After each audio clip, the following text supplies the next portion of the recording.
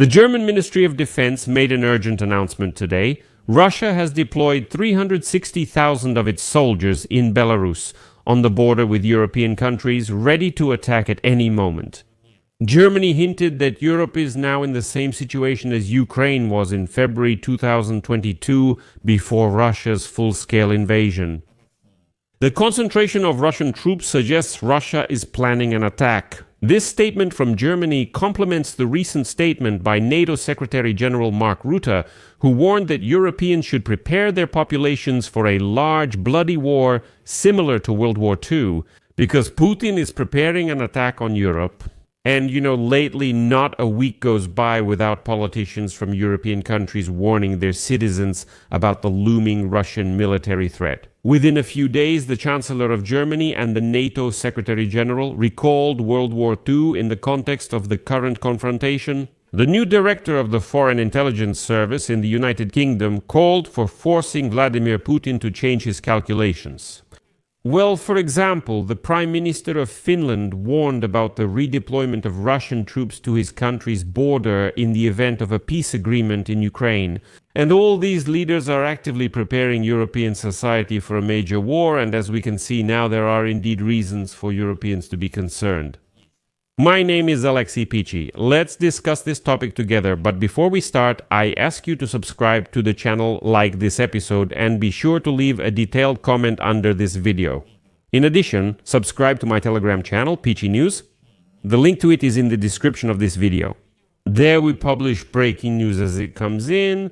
So, Russia is preparing hundreds of thousands of soldiers to be deployed not in Ukraine, but in Europe, in Belarus, on the border with NATO countries. That's why Europe is already facing a critical threat of war. This statement was made today by a member of the Foreign Affairs Committee of the German Parliament, retired colonel of the German Armed Forces, Roderich Kiesewetter. He noted that even now, as of today, listen carefully, Russia is keeping 2 army corps in Belarus with a total of 360,000 combat-ready soldiers. And that really sounds scary, because even today these forces are enough to start a Russian invasion of the Baltic countries. And then they'll quote Kiesewetter, which is really shocking. This is raising concern, particularly in the Baltic countries. This development has been observed over the past 2 years, but we didn't dare to tell the public about it. Putin is not particularly successful in his military campaign in Ukraine, but thanks to the military economy, he is preparing hundreds of thousands of soldiers who are never deployed in Ukraine. Well, that is, it was stated directly in the German parliament today that Putin has already stationed a large number of soldiers in Belarus who are ready to attack Europe. And this is very similar to the situation in February 2022, when the Russians also moved their troops to the borders of Ukraine under the cover of exercises. It was also reported in Germany today that Russia is professionally training soldiers who aren't being sent to Ukraine, suggesting they're being prepared for something else. And here, Kiesewetter warned against being naive in assessing Russia and Putin, and against thinking that some meetings in Berlin would make him abandon his plans. At the same time, according to the German politician's assessment, the next 2 years, 2026 and 2027, will be critical. Quote, "If we get through them thanks to our ability to defend ourselves, without frightening our population but only preparing them for such a possibility, then we will all get through it." And here I would like to note that recently NATO Secretary General Mark Rutte stated that Russia has become even more audacious, reckless and ruthless towards NATO and Ukraine. And he sees a serious threat in them, relying on his partner China, but not only China. German Chancellor Merz also warned about Russia preparing for a major war. And in general, lately, not a week goes by without politicians from European countries warning their citizens about the looming Russian military threat. A few days earlier, the German Chancellor and NATO Secretary General Mark Rutte recalled World War II in the context of the current confrontation. The new head of the military intelligence, 6th Foreign Intelligence Service in the United Kingdom, called for using force to make Putin change his calculations. And in Finland, they say that when the war in Ukraine ends, all these troops will move to the borders of Finland and the Baltic countries. And, as the Wall Street Journal writes today, such statements indicate a serious psychological shift in the mindset of the leaders of these countries. Europe, which after 2 world wars was built on the idea of peaceful coexistence and joint economic prosperity. Today, to ensure peace, Europe needs to prepare for war in order to deter Putin, said Dutch Admiral Rob Bauer, who until recently held the position of chairman of the NATO Military Committee. According to him, in recent months this idea has become louder, partly because data shows that the Russian military-industrial complex is producing more weapons than are needed for the war in Ukraine. This raises concerns that Russia may be able to restore its military power more quickly and attack Europe sooner than previously thought. They were talking about roughly the end of the current decade. In private conversations, European officials say that voters will be willing to make the necessary sacrifices, from increasing defense spending to reinstating military conscription, only if they believe that an attack will actually happen. NATO Secretary General Mark Rutte stated bluntly last week, quote, Russia's next target. Russia has brought war back to Europe, and we must be prepared for a war of the scale that our grandfathers and great-grandfathers experienced.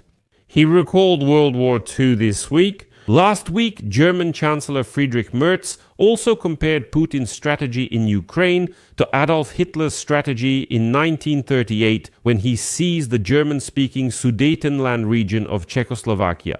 And back then, Britain and France agreed to give Hitler the Sudetenland to avoid a full-scale war, but it didn't help, and a full-scale war broke out anyway. 11 months after the signing of the agreement, which went down in history as the Munich Agreement.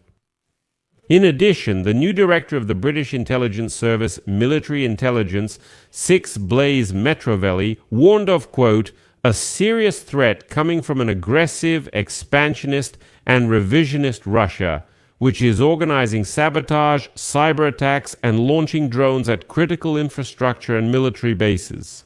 The export of chaos is not a malfunction, but a characteristic feature of the Russian approach to international relations. And we must be prepared for this to continue until Putin is forced by force to change his calculations.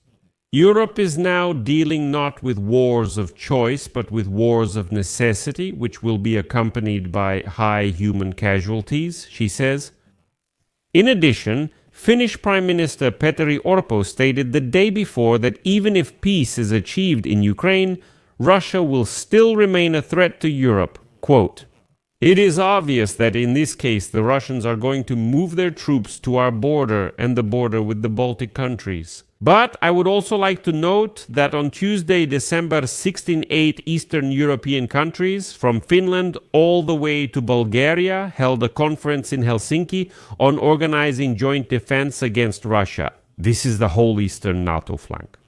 They want to secure funding for these purposes from the new European Union budget, which will take effect starting in 2027. And all these countries are demanding that the European Union finance the creation of a drone defense system and ensure the rapid deployment of troops and weapons. In addition, European countries are preparing for confrontation by practicing troop deployments to the east and reinstating conscription. Some have made it mandatory, like the Baltic countries, while others, such as Germany, France, the Netherlands, and Belgium, keep it voluntary. And this sense of anxiety is certainly heightened by the fact that the new United States administration also wants to reduce military support for Europe. And it has sown serious doubts in the old world about its commitment in the new United States national security strategy. Washington sees Europe more as an adversary, while with aggressive, unwashed, wild Russia, Washington intends to stabilize relations. Well, that's why Europe is forced to react very quickly, and as we can see, Europe is indeed seriously preparing for a major war. Well, because Putin and Russians in general give every reason to believe that they are preparing to attack Europe. And when all these Peskovs, Lavrovs, Mashas, Zakharovas, Dimkas, Medvedevs, Volodkas, Putins, and so on say that it's the Europeans who are imagining things and that they are not planning to attack, I want to remind you that this whole gang was saying exactly the same thing word for word before the full-scale invasion of Ukraine.